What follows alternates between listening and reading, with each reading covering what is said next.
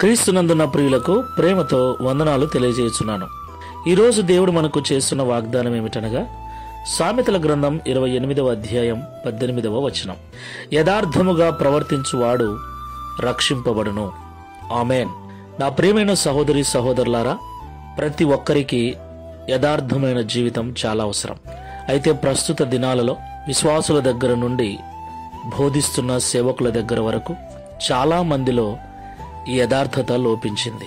ప్రతి చిన్నదానికి అబద్ధమాడటం, మోసపూరితమైన జీవితాలు జీవిస్తూ యథార్థత లేనటువంటి నటనా జీవితాన్ని, యథార్థత లేనటువంటి మోసపూరితమైన జీవితాన్ని జీవిస్తూ ఉన్నారు.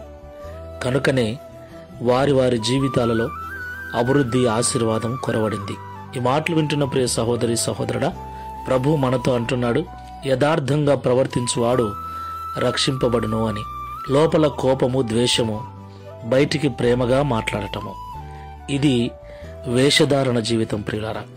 పైకి చూడటానికి తెల్లటి వస్త్రాలు ధరించుకోవటం, లోపల పాపపు తలంపులు కలిగి ఉండటం.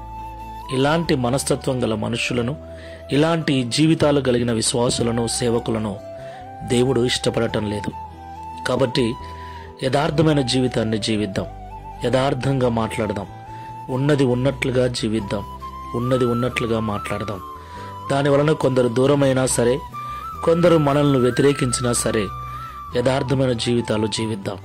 ఎందుకంటే తన దృష్టికి ఎవరైతే యథార్థంగా నడుచుకొనుచున్నారో వారిని బలపరచుటకు యెహోవా కనుదృష్టి లోకమందంతటా సంచారము చేయుచున్నదని లేఖనం సెలవిస్తుంది. కనుక అబద్ధపు జీవితాన్ని, వేషధారణ జీవితాన్ని వదిలేసి యథార్థమైన జీవితంతో జీవిద్దాం. ప్రార్థన చేసుకుందాం. కృపా సత్య సంపూర్ణమైన యేసయ్య, పరిశుద్ధమైన మీ నామమునకు స్తోత్రాలు చెల్లిస్తున్నాం. యథార్థమైన ప్రవర్తన కలిగిన వారు రక్షించబడతారని, యథార్థంగా జీవించే వారిని ఆశీర్వదించుట కొరకే నేను చూస్తున్నానని ఈ ఉదయకాల సమయంలో మాతో మాట్లాడినందుకు వందనాలు. అవును తండ్రి, ఈ మధ్య మనుషులలో యథార్థత లోపించింది.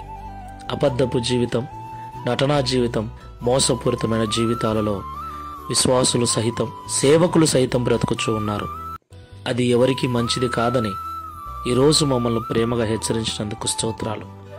ఈ ప్రార్థనలో ఏకీభవిస్తున్న మేమందరము కూడా ఇక మీదట యథార్థమైన హృదయాలు కలిగి, ఉన్నది ఉన్నట్లుగా మాట్లాడుతూ, ఉన్నది ఉన్నట్లుగా ఖచ్చితమైన జీవితాలు జీవిస్తూ, తద్వారా నీ కృపను పొందుకొని నీ ద్వారా ఆశీర్వదించబడినట్లు సహాయము చేయమని ఈ దిన వాగ్దానమును మా అందరి జీవితంలో నెరవేర్చి మీ నామమును మహిమపరచుకొనుమని యేసు నామములో ప్రార్థిస్తున్నాము తండ్రి.